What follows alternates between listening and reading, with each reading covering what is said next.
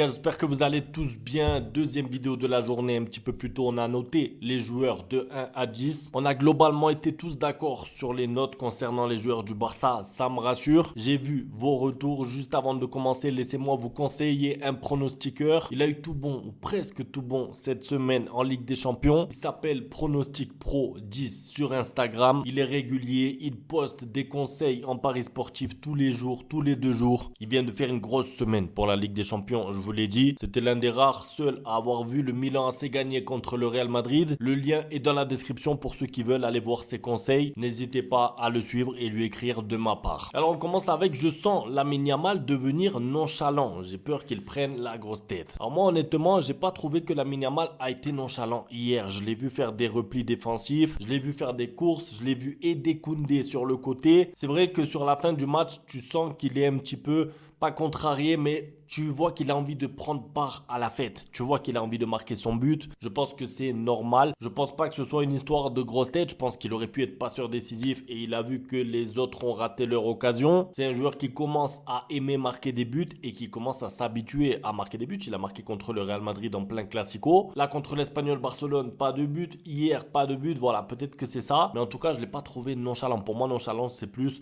De Jong. La première mi-temps, c'est pas pour revenir sur lui, mais tu le vois quand un joueur est nonchalant et fait comme s'il n'avait pas envie. Là, pour moi, c'était pas le cas pour Lamine Yamal. C'est pas pour le défendre. J'essaye d'être objectif envers lui. Inigo a été bon, mais mérite-t-il le MVP? Ben, tu sais quoi, je suis surpris moi aussi qu'il ait été MVP. Pourquoi? Parce que moi, j'ai regardé le match jusqu'au bout. Dans ma tête, c'était Koundé qui allait l'avoir ou Lewandowski, parce qu'il y en a un qui a mis un doublé. Et Koundé, vous le savez, il a fait 3 passes décisives. Ensuite, quand j'ai fait le débrief et que j'ai vu qu'ils avaient donné le MVP à Inigo Martinez, j'ai pas trop compris pourquoi. Maintenant, bon, il est buteur. Il a été très bon défensivement. On va pas dire que c'est pas mérité, mais je suis d'accord avec toi, je l'aurais plutôt donné à Koundé pour ma part. Un arrière droit faire 3 passes décisives dans le même match sur 5 buts, ça arrive pas non plus tous les jours. J'aurais donc récompensé Koundé, mais je pense que c'est des petits détails et de toute façon on a vu, c'est Rafinha qui a donné le trophée à Inigo Martinez. Tous les joueurs s'apprécient, il n'y a pas d'ego et tant mieux. De Jong doit se poser beaucoup de questions, il gâche sa dernière chance. Alors je sais pas si c'est sa dernière chance parce qu'il y a des rumeurs comme quoi le Barça veut le prolonger et tout.